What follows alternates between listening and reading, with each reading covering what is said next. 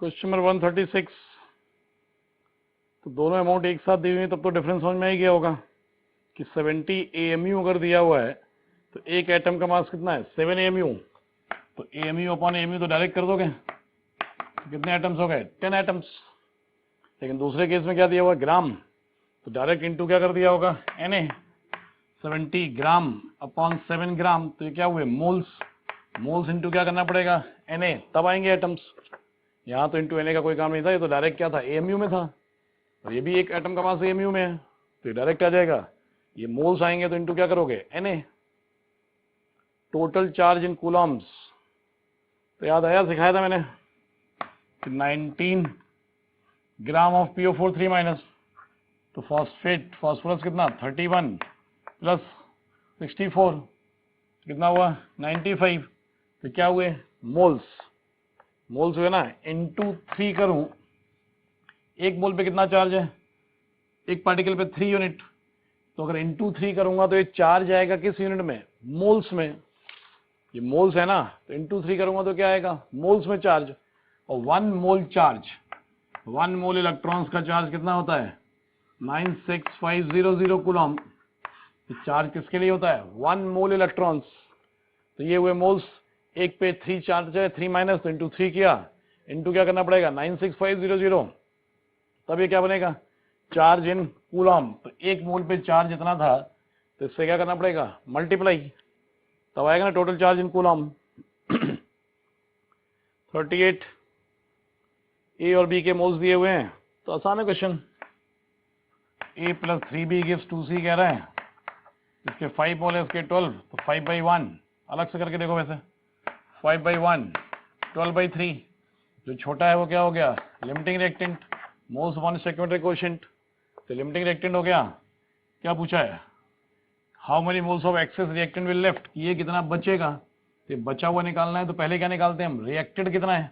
तो 3 से कितना रिएक्ट कर रहा है 1, तो 12 से कितना रिएक्ट करेगा 4, तो 4 मोल क्या करेगा रिएक्ट, 4 मोल रिएक्टेड हुआ, तो बचेगा कितना 1 मोल। 5 मोल था, 4 मोल रिएक्ट कर गया, तो कितना बच गया 1 मोल। तो डायरेक्ट लिमिटिंग रिएक्टेंट में क्वेश्चन है basic. Molar mass of the gas पूछा है, तो 3 इंटू 10 टू पावर 25 आइटम्स। तो पहले इसके क्या बना लूं मैं मोल्स, तभी तो मोलर मास पे जाओगे। तो मोल्स पहले किसके आएंगे एटम्स के, 3 इंटू 10 टू पावर 25 और 6 इंटू 10 पावर 23 करोगे तो 50 मोल्स आ गए। तो 50 मोल्स किसके आए एटम्स के आए, ठीक है। हमें किसके निकालना है गैस का, तो एक मोल एक गैस में कितने एटम्स हैं 3, तो मोल्स ऑफ गैस 50/3 हुए।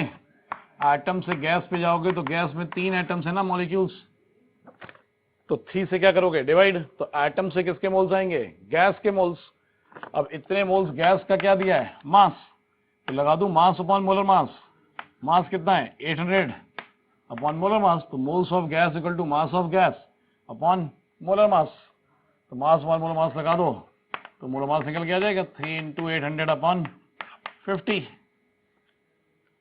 आएगा, तो 48 ग्राम आ गया। मोल फ्रैक्शन देकर,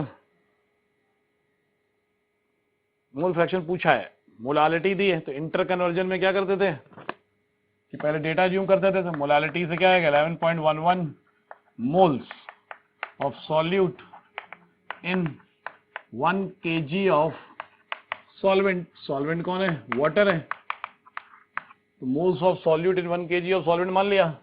अब निकाल दोगे मोल फ्रैक्शन, मोल फ्रैक्शन ऊपर क्या आएगा moles of solute 11.11 upon total moles, तो 11.11 तो इसके हो गए, प्लस किसके लोगे वाटर के, तो 1000 अपॉन 18 55.55। इसको सॉल्व करोगे तो 1/6 आ रहा होगा, 1/6 पॉइंट्स में करोगे 0.17 आ जाएगा। सब डायरेक्ट क्वेश्चंस हैं, बेसिक कॉन्सेप्ट रिवाइज करो ये सब। Ground state of chromium, number of electrons with azimuthal quantum number 1 and 2। 1 मतलब कौन p इलेक्ट्रॉन्स, 2 मतलब 1 वाले p इलेक्ट्रॉन्स और 2 वाले d। तो p और d इलेक्ट्रॉन्स पूछा है, तो कन्फिगरेशन बनाओगे तो गिन लोगे उसके बाद।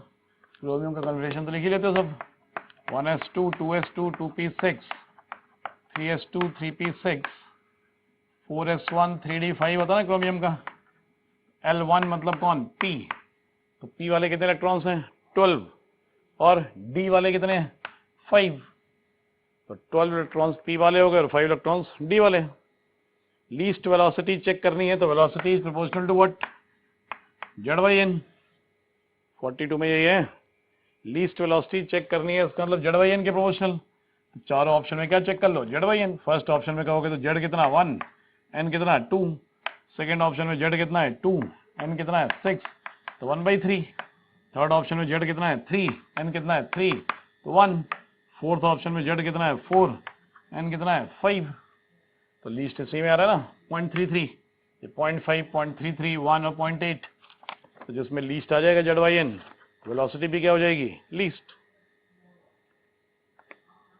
फ्रीक्वेंसीज दी हुई है ν1 और ν2 दो केस में। काइनेटिक एनर्जी का रेशियो दिया है, काइनेटिक एनर्जी क्या होता है h nu minus h nu naught ke1 upon ke2, क्या बोलोगे h nu one minus h nu naught upon h nu two minus h nu naught. ये है ना question. Ratio of kinetic energy of photo electrons is 1:x। Threshold frequency of metal पूछा है, तो ये कितना दिया है 1/x दिया है, h ऊपर नीचे कैंसिल हो गया तो ν1 माइनस न्यू नॉट और ν2 माइनस न्यू नॉट। ठीक है, तो क्या कर दें, सिंप्लीफाई कर लें, x ν1 minus x nu naught equal to ν2 minus nu naught. x ν1 minus x nu naught equal to क्या हो गया ν2 minus nu naught, nu naught एक तरफ कर लो तो x माइनस 1 न्यू नॉट हो जाएगा x ν1 माइनस ν2, x ν1 माइनस ν2 हो जाएगा, तो हो गया बस, यही तो आंसर ही है। फिर क्या है, थर्ड हो गया answer, x ν1 minus ν2, x ν1 minus ν2 upon x minus 1, लगा दो बस। 144 स्पिन मल्टीप्लिसिटी सुने होगे, कितना बोला जाता है 2s प्लस 1, नहीं सुना है तो याद कर लो। स्पिन मल्टीप्लिसिटी कितना होता है 2s प्लस 1, s मतलब क्या होता है total spin, n into half, n मतलब number of unpaired electrons, n मतलब क्या होता है नंबर ऑफ अनपेयर्ड इलेक्ट्रॉन्स, तो s क्या हो जाता है n इंटू हाफ। तो नाइट्रोजन में कितने अनपेयर्ड इलेक्ट्रॉन्स हैं 3, तो s की वैल्यू हो गई ना 3/2, पुट कर लो, तो स्पिन मल्टीप्लिसिटी कितनी आ गई 4, तो सही है। इनकरेक्ट पूछा ना तो पहला तो सही है, electrons does not reside inside the nucleus can be proved by Heisenberg's uncertainty principle, तो सही है ना। हीजनबर्ग अनसर्टेनिटी प्रिंसिपल से ये बात प्रूफ हो जाती है कि इलेक्ट्रॉन न्यूक्लियस के अंदर नहीं रह सकता, क्योंकि जब हम अनसर्टेनिटी इन पोजीशन निकालते हैं तो एटम की रेडियस से भी ज्यादा हो जाता है, या अगर हम न्यूक्लियस की रेडियस को अनसर्टेनिटी में पुट कर दें डेल्टा x और डेल्टा v निकालें तो वेलोसिटी में जो डेल्टा आता है निकल के वो स्पीड ऑफ लाइट से भी ज्यादा आ जाता है। तो इन बातों से प्रूफ हो जाता है कि इलेक्ट्रॉन न्यूक्लियस में स्टे नहीं कर सकता। Moving away from the nucleus energy and potential energy decreases.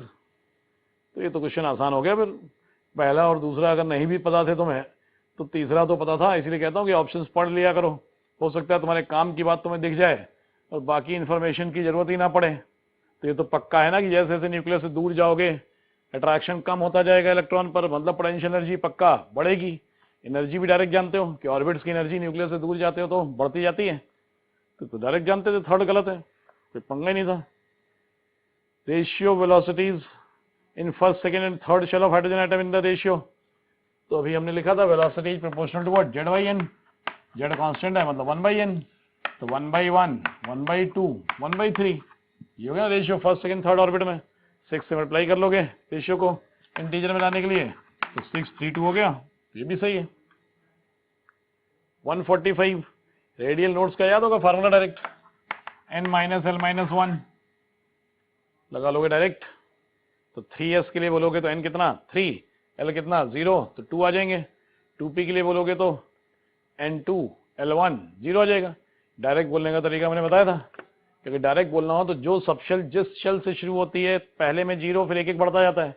जैसे एस शुरू होता है किससे 1s से, तो 1s में कितने नोड्स 0 रेडियल नोड्स, 2s में 1, 3s में 2, 4s में 3, बढ़ाते जाओ एक एक।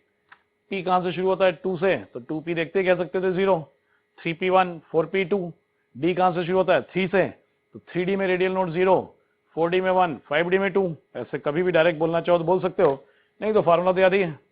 नोडल प्लेन्स में बस dz स्क्वायर में नोडल प्लेन्स कितने बोलते हैं हम 0, बाकी एसपीडीएफ में l के इक्वल होते हैं नोडल प्लेन्स, या एंगुलर नोड्स उन्हीं को कहते हो। 57 लेंथनम, डायरेक्ट क्वेश्चन है, याद है तुम्हें 57 क्या होता है डी ब्लॉक, और 58 क्या होता है एफ ब्लॉक। 57 डी ब्लॉक होता है और 58 एफ ब्लॉक होता है। दोनों का ग्रुप भी क्या है सेम है, थर्ड ग्रुप है, लेकिन एक डी ब्लॉक है और एक एफ ब्लॉक। एफ ब्लॉक शुरू होता है ना 58 से 71 लैंथेनाइट्स, और 90 थोरियम से लेकर लॉरेंसियम 103 तक actin. Order is not correct according to the properties indicated against it. तो पहले में क्या दिया हुआ है साइज, सिंपल है, सबके कॉन्फ़िगरेशन चेक करोगे तो क्या आएंगे 2p6 आइसो इलेक्ट्रॉनिक हो गया। तो फिर क्या था सीधे चार्ज पॉजिटिव में जितना ज्यादा साइज उतना ही छोटा। पहले कॉन्फ़िगरेशन में नजर डाल लिया करो, कॉन्फ़िगरेशन एक जैसे आ गए तो शेल एक जैसी आ गई, तो दूसरा डोमिनेटिंग फैक्टर क्या होता है शेल के बाद चार्ज। तो पहले हम देखते हैं ना साइज में शेल और चार्ज, चार्ज हो गया डिसाइडिंग फैक्टर, तो सही है पहला ऑर्डर। सेकंड सिंपल है तो, और गलत भी था ये, नाइट्रोजन ऑक्सीजन तो तुम्हें लगता है याद ही होता है कि नाइट्रोजन की ऑक्सीजन से ज्यादा होती है आयनाइजेशन एनर्जी, तो ओ और एन का ऑर्डर गलत दिया हुआ है। इलेक्ट्रॉन एफिनिटी याद है, Cl सबसे ज्यादा, फिर फ्लोरीन, फिर ब्रोमीन, फिर iodine. Metallic radius top to bottom बढ़ेगी, तो सेम ग्रुप ही दिया हुआ है, तो सही है बाकी ऑर्डर्स। आम्फोटेरिक याद ही करोगे। 49 formal charge on the central oxygen atom of ozone. Formal charge का डायरेक्ट तरीका बताया था कि लुईस स्ट्रक्चर बना लिया करो, ओजोन की यही स्ट्रक्चर होती है। तो लुईस स्ट्रक्चर में डोनर पे +1 और एक्सेप्टर पे -1 और बाकी सब पे 0। ये डायरेक्ट तरीका होता है फॉर्मल चार्ज दिखाने का। लेकिन स्ट्रक्चर जब बनाना तो लुईस बनाना, कहीं तुम कह दो कि H2SO4 की बनाने बैठे तो जैसे H2SO3 मान लो कह दूं, अब SO3 की एक्चुअल स्ट्रक्चर तो ये है, लेकिन अगर वो पूछेगा फॉर्मल चार्ज, तो फॉर्मल चार्ज अगर बनाना हुआ तो मैं कौन सी बनाऊंगा लुईस। डबल बॉन्ड होते ही इसके 8 पूरे हो गए, तो बाकी दोनों क्या बनाने पड़ेंगे कोऑर्डिनेट। तो सल्फर पे कितना हो जाएगा +2, 2 कोऑर्डिनेट बनाए +2 हो गया। तो फॉर्मल चार्ज के लिए ये बनाओगे। लेकिन अगर डायरेक्ट पूछेगा कि SO3 में कितने कोऑर्डिनेट बॉन्ड है और ऑप्शन 0 है, तो सीधे कहोगे आंसर 0। SO3 में कोई कोऑर्डिनेट बॉन्ड नहीं होता है। लेकिन formal charge is the topic of Lewis structure. तो पहला स्टेटमेंट सही हो गया। Nitrogen dioxide is an odd electron molecule, ये नहीं लोगे। Carbon monoxide and nitrogen are isoelectronic, तो सही है। CO और N2 क्या होते हैं आइसो इलेक्ट्रॉनिक। अब नाइट्रोजन लिखा है, वैसे लिखा होना चाहिए था नाइट्रोजन गैस, तो ऐसे केस में बाकी ऑप्शन देख लिया करो। जब नहीं लिखा है तो हम नाइट्रोजन गैस मानना पड़ेगा, उसको मान के कर दो। Van der Waals radius represent the overall size of the atom which excludes its valence shell in a non bonded situation. क्या कह रहा है represent the overall size of the atom which excludes its valence shell in a non bonded situation, तो सही है क्या। Overall size of the atom van der Waals radius तो नहीं बताती एग्जैक्ट, तो ओवरऑल साइज तो नहीं होता which excludes its valence shell in a non bonded situation, कि वैलेंस शेल का नॉन बॉन्डेड सिचुएशन से कोई मतलब नहीं। नॉन बॉन्डेड में होता है, बात सही है, लेकिन ओवरऑल साइज तो नहीं बताते हैं, तो ये स्टेटमेंट तो गलत है। Which excludes its valence shell in a non bonded situation, exclude थोड़ी कर दोगे। 150 AsF5 molecule is trigonal bipyramidal, the hybrid orbitals used, निकाल दोगे हाइब्रिडेशन। आर्सेनिक 15 ग्रुप है, 5 वैलेंस इलेक्ट्रॉन है, 5 यूज हो चुके हैं, तो हाइब्रिडेशन क्या हो जाएगा sp3d। और ध्यान हो तो कोऑर्डिनेशन कंपाउंड वैसे लिखा हुआ है तुम्हें, यहां तो जरूरत ही नहीं थी, यहां तो वैसे ही आ रहा है। तो तुम्हें लिखवाया हुआ था कोऑर्डिनेशन कंपाउंड्स में कि जो dz स्क्वायर होता है वो मानते हैं ना sp3d में, dx स्क्वायर में y स्क्वायर मानते हैं dsp2, और dx स्क्वायर में y स्क्वायर और dz स्क्वायर मानते हैं हम d2sp3 sp3d2 में। तो बस वही याद होना चाहिए था। Not correct with respect to bond length of species, तो सीधे सीधे बॉन्ड ऑर्डर के क्वेश्चन हैं। C2 और C22 माइनस 12 इलेक्ट्रॉन्स 14 इलेक्ट्रॉन्स, 14 वाले का बॉन्ड ऑर्डर 3, 12 वाले का कितना आता है 2, तो बॉन्ड ऑर्डर ज्यादा है तो बॉन्ड लेंथ कम होगी। तो क्या पूछा है बॉन्ड लेंथ के रिस्पेक्ट में, तो जिसका बॉन्ड ऑर्डर कम उसकी बॉन्ड लेंथ ज्यादा, तो सही है।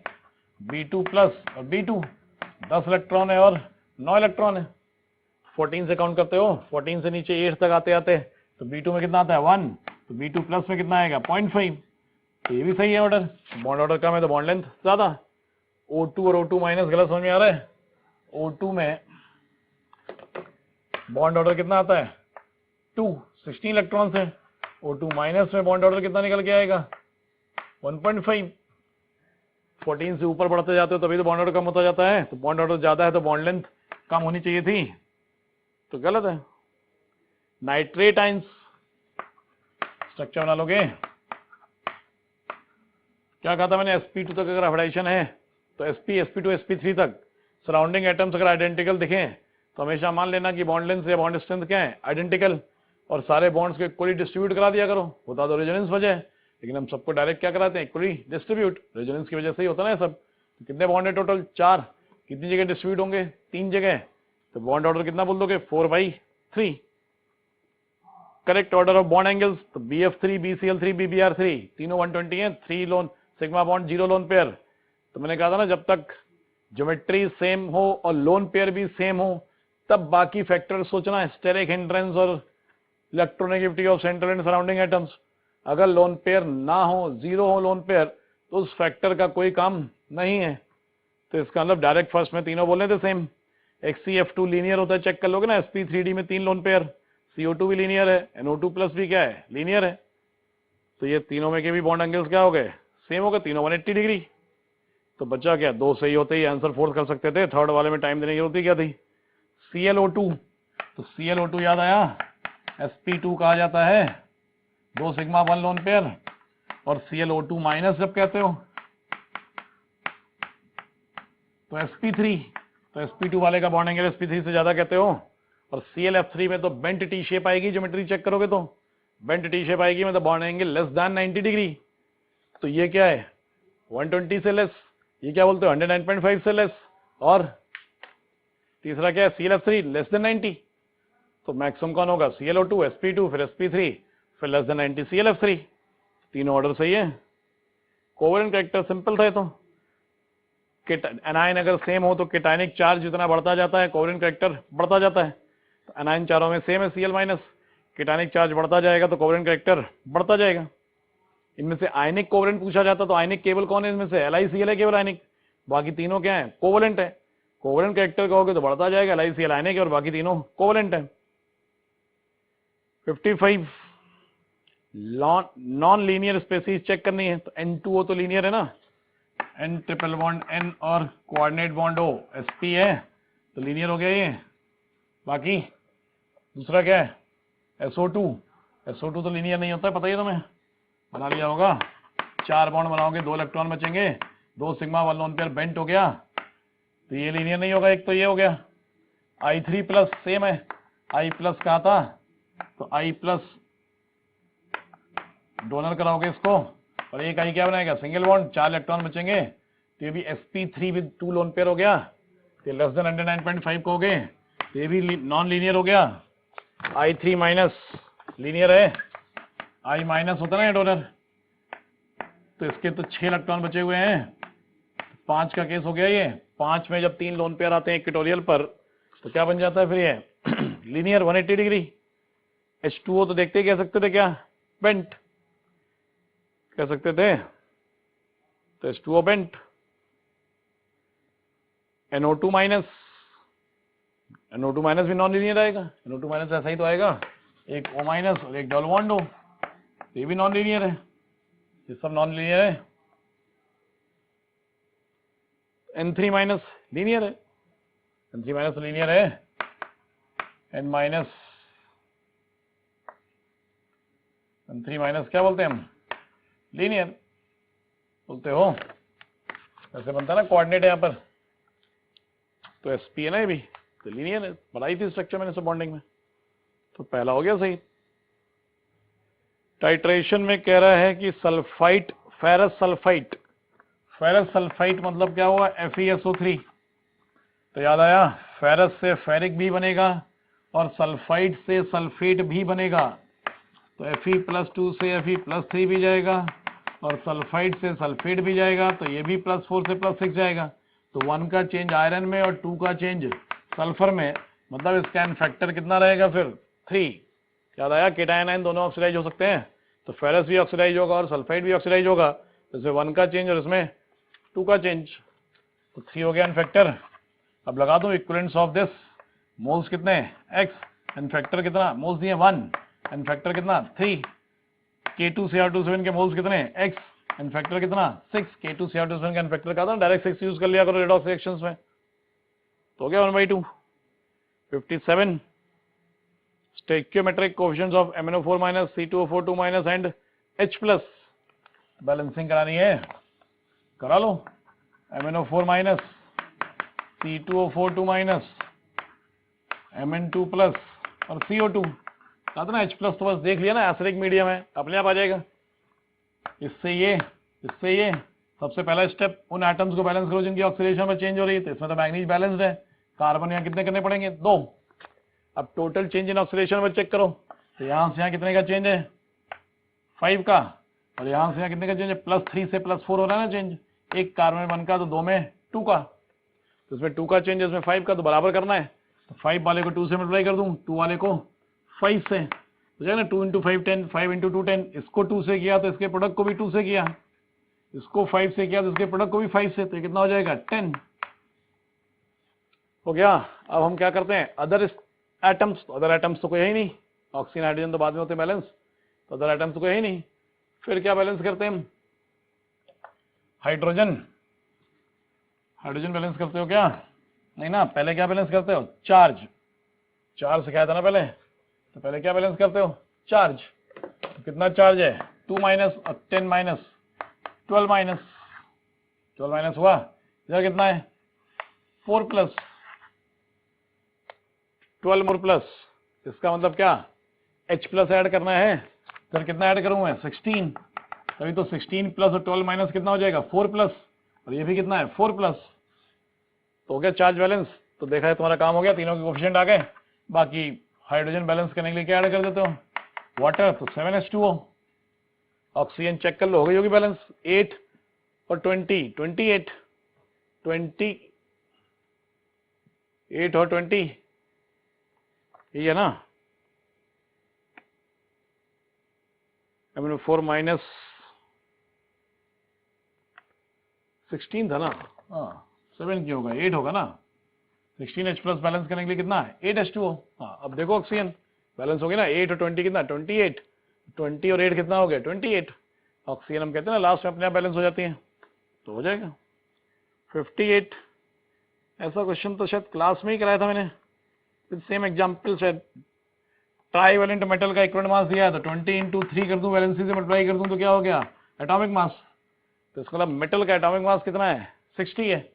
अब मोलर मास निकालना है तो कहते हैं फार्मूले लिख लिया करो, जिसका मोलर मास निकालना है, एक बार मेटल का एटॉमिक मास आ गया, तो मेटल के किसी भी सॉल्ट का मोलर मास पूछा है तो फार्मूला लिख के सब ऐड कर दो, तो एक बार एटॉमिक मास 60 आ गया, तो 2 × 60 प्लस 96 × 3, 96 × 3 करोगे, इसको सॉल्व करें ना 408 आ जाएगा। दूसरा तरीका क्या कह सकते थे, पहले equivalent mass of metal sulphate लिख लूं मैं, equivalent mass of metal sulphate अगर मैं लिखता तो कहता कि केटायन आयन के इक्विवेलेंट मास ऐड कर दो, केटायन का कितना दिया था 20, सल्फेट आयन का निकालोगे तो 96 इसका molar mass upon n factor कितना 2 चार्ज, तो कितना आएगा 68। किसका आया इक्विवेलेंट मास, मेटल सल्फेट का ही क्या चाहिए मोलर मास, तो मेटल सल्फेट का क्या चाहिए एन फैक्टर, मेटल सल्फेट का एन फैक्टर चाहिए, तो फार्मूला लिखना पड़ेगा ना पहले, और फार्मूला लिखोगे तो उसका एन फैक्टर क्या होगा, टोटल पॉजिटिव या नेगेटिव चार्ज, कितना आएगा एन फैक्टर 6, तो 68 इंटू क्या करना पड़ेगा 6 equivalent mass into n factor, तो 3 से मत कर देना जल्दबाजी मल्टीप्लाई, 3 तो मेटल का एन फैक्टर ना, मेटल की वैलेंसी है, हमें इक्विवेलेंट मास किसका निकाला हमने मेटल सल्फेट का, मोलर मास भी किसका निकालना है मेटल सल्फेट का, तो एन फैक्टर भी किसका लोगे मेटल सल्फेट का, मेटल सल्फेट का एन फैक्टर तो उसके फार्मूले से आएगा ना टोटल चार्ज, तो आएगा एन फैक्टर। हो गया, आगे तो शायद ऑर्गेनिक के शुरू है, तो ये आगे डिस्कस हो जाएंगे, चलो डन। क्वेश्चन नंबर 159 में पूछा है C7H16 में ऑप्टिकल आइसोमेरिज्म कौन शो कर सकता है, तो जिसमें कायरल कार्बन हो। आप देख सकते हो कि ये जो दिया है ये भी कायरल कार्बन है, और ये जो दिया है ये भी कायरल कार्बन है क्योंकि सारे ग्रुप अलग अलग है। तो उस हिसाब से आपका जो आंसर हो गया वो फोर्थ। 160 में कॉन्फ़िगरेशन पूछा है तो प्रायोरिटी के हिसाब से अगर हम Br से Cl जाएं और Cl से CH3 मतलब 1 से 2, 2 से 3 प्रायोरिटी, तो क्लॉकवाइज दिख रही है हमें। और H डैश पर है तो जो हमें ऑब्जर्व हो रही वही प्रायोरिटी आएगी, मतलब R टाइप का है सेकेंड आंसर। 161 में कह रहा है कि C3H9N इनमें से क्या क्या रिप्रेजेंट कर सकता है। तो कुछ बच्चों को लग रहा था कि एक ही बनेगा, लेकिन प्राइमरी एमीन ना 2 बन जाएगी, सेकेंडरी टर्सरी तो एक ही बनेगी, लेकिन प्राइमरी एमीन 2 बन जाएगी, जिसकी वजह से फोर्थ ऑप्शन सही है। 162 में पूछा है कि कौन सा स्टेटमेंट करेक्ट है। तो पहला कह रहा है every chiral compound has diastereomer, किसी में एक ही कायरल कार्बन होगा तो डाई स्टीरियोमर बनेगा ही नहीं, एनांशियोमर बनेगा बस, ये तो गलत है। सेकंड कह रहा है डाई स्टीरियोमर हमेशा ऑप्टिकली एक्टिव होते हैं, तो डाई स्टीरियोमर में तो मीजो भी काउंट होते हैं, ये भी गलत है। थर्ड कह रहा है कि अगर किसी का एनांशियोमर है तो कायरल जरूर होगा, तो सही बात है क्योंकि एनांशियोमर हमेशा कायरल कंपाउंड ही होते हैं ऑलवेज, यानी थर्ड आंसर सही है। फोर्थ भी गलत है क्योंकि कह रहा है अगर किसी में एक या एक से ज्यादा कायरल कार्बन है तो वो मॉलिक्यूल कायरल होगा, तो कायरल कार्बन तो मीजो में भी होते हैं, मॉलिक्यूल तो एक कायरल है। हाँ, अगर किसी में एक ही कायरल कार्बन लिखा होता कि एक कायरल कार्बन है तो कायरल है, तो वो स्टेटमेंट सही हो जाता। 163 में कह रहा है एरोमेटिक कौन है, तो फर्स्ट तो एंटी एरोमेटिक है क्योंकि 8 पाई इलेक्ट्रॉन है, नाइट्रोजन पर लोन पेयर भी होगा। सेकंड नॉन एरो है। थर्ड एरोमेटिक है क्योंकि बोरॉन में वैकेंट पी ऑर्बिटल होती, तो 6 पाई इलेक्ट्रॉन है और कॉन्जुगेटेड सिस्टम है। 164 में पहले तो कार्बोक्सिलिक एसिड फिनॉल से ज्यादा एसिडिक होते हैं, मतलब सी और डी ज्यादा एसिडिक है बाकी दोनों से। सी और डी में सी ज्यादा एसिडिक है क्योंकि Cl माइनस आई का काम करेगा, तो ऑर्डर हो गया CDBA, मतलब फोर्थ ऑप्शन। 165 में कह रहा है स्ट्रॉन्गेस्ट बेस कौन है, तो देखो इनमें से ऐसा तो नहीं किसी का लोन पेयर बेंजीन पर मूव ना कर पाए, तो फोर्थ है। तो फोर्थ ज्यादा बेसिक होगा क्योंकि बाकी तीनों में लोन पेयर कॉन्जुगेशन में है। 166 कह रहा है किसमें हाइपर कॉन्जुगेशन अलाउड नहीं है, तो जिसमें अल्फा एच ना हो या अल्फा कार्बन हो लेकिन उसके एच मूवेबल ना हो। तो अल्फा एच मूवेबल तब नहीं होते जब वो ब्रिज हेड कार्बन हो, तो जो ब्रिज हेड कार्बन है उसके कार्बन को अल्फा में काउंट नहीं करते हम, इसलिए इसमें कोई हाइपर कॉन्जुगेशन नहीं होगा। और बाकी सब में आप देख सकते हो। ड्यूटेरियम भी तो हाइड्रोजन का ही आइसोटोप है, ड्यूटेरियम तो हाइपर कॉन्जुगेशन करेगा ही, बस प्रोटियम ज्यादा हाइपर कॉन्जुगेशन कर सकता है, फिर ड्यूटेरियम और सबसे कम ट्राइटियम, लेकिन हाइपर कॉन्जुगेशन होता है सब में। 167 में कह रहा करेक्ट स्टेबिलिटी ऑर्डर बताओ, तो आपको अल्फा एच काउंट करने हैं और इनमें से सबसे ज्यादा अल्फा एच दिख रहे हैं फोर्थ में, फिर थर्ड में, फिर सेकेंड में, फिर फर्स्ट में। अगर आप देखें ए और बी में डाउट हो रहा हो किसी को कि कॉन्जुगेशन दोनों में है बॉन्ड में, तो आप अल्फा एच गिनो, तो ए में एक अल्फा एच कम है बी के कंपैरिजन में, जैसे बी में अल्फा एच ज्यादा दिख रहे 4 और ए में दिख रहे 3, यानी फोर्थ आंसर सही है। 168 कह रहा कौन प्लस एम प्लस आई दोनों कर सकता है, तो तीन ही तो ग्रुप थे CH2 minus NH minus O minus, जो अपने सिलेबस में है, तो थर्ड सही है। 169 वाटर सॉल्युबल विटामिन कौन सा है, तो विटामिन सी होता है, सबको मालूम है। 170 में कह रहा है कि glucose does not react with, glucose कभी भी वीक न्यूक्लियोफाइल से रिएक्ट नहीं करता, और वीक न्यूक्लियोफाइल में एक सोडियम बाइसल्फाइट एक 2,4-DNP आता है, इनसे ग्लूकोज को रिएक्ट कराना मुश्किल है।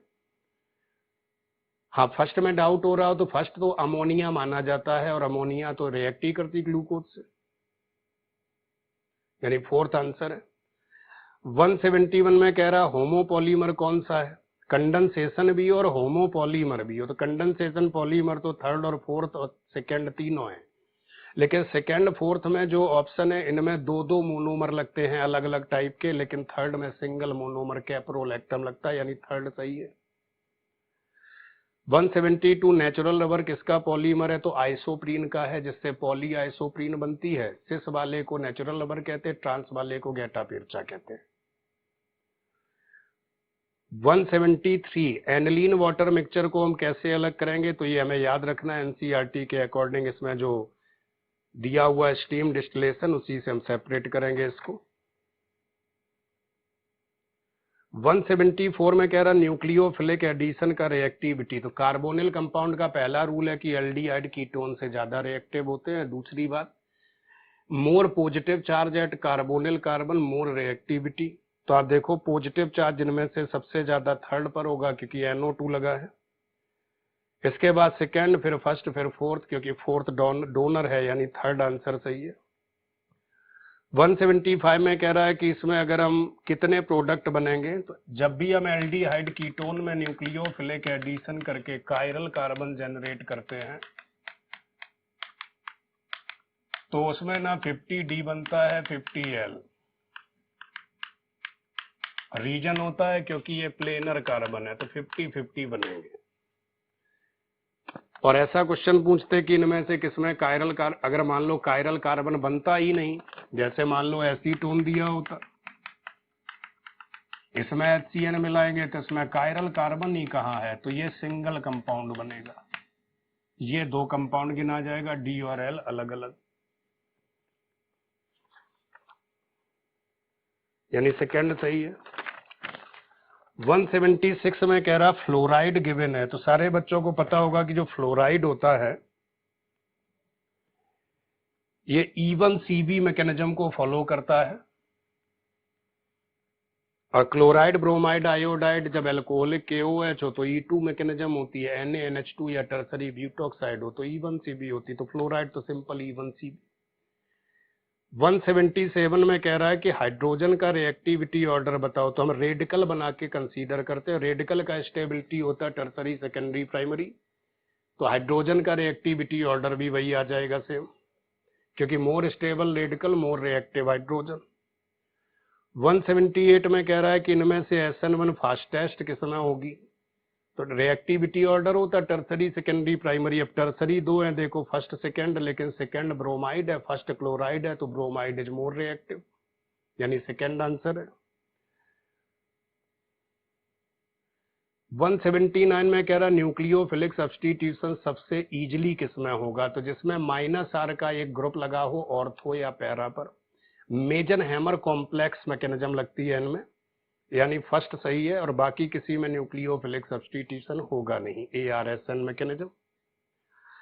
180 में अगर हम ब्यूटाइल अल्कोहल को H2SO4 से डिहाइड्रेट करें तो 2 ब्यूटीन मेजर बनेगी, 1 ब्यूटीन माइनर।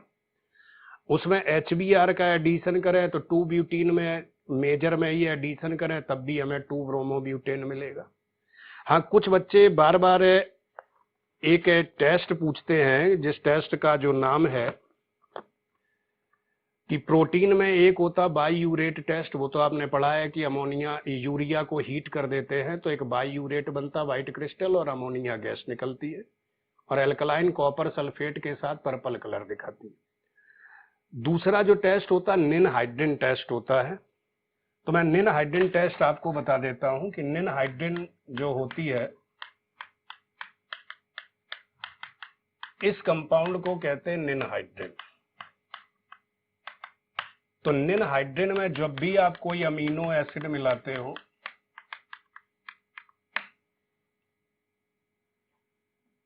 अमीनो एसिड क्या एक्चुअली ज्विटर आयन मिलाते हैं, इस तरीके का दिया होता, जिस पीएच वैल्यू पर ज्विटर आयन बनता है उसके हिसाब से देखो। जैसे पीएच वैल्यू 9 के आसपास इस कंपाउंड में ये दिखेगा। तो इसमें जब हम इसको मिलाते हैं किसी भी कार्बोक्सिलेट की प्रेजेंस में, तो इसके ना 2 मॉलिक्यूल आपस में रिएक्ट करते हैं, एक टॉटोमराइज होकर रिएक्ट करता है,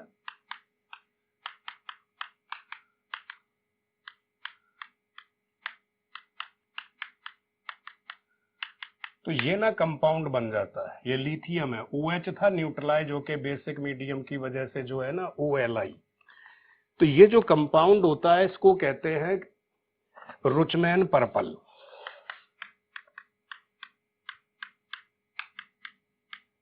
तो जो भी अमीनो एसिड है उसमें निनहाइड्रिन मिलाने से रुचमैन पर्पल जो है पर्पल कलर का कंपाउंड दिखता है, तो इसको हम कहते हैं कि अमीनो एसिड का निनहाइड्रिन टेस्ट है। हाँ, इसमें जो प्रोलीन होता है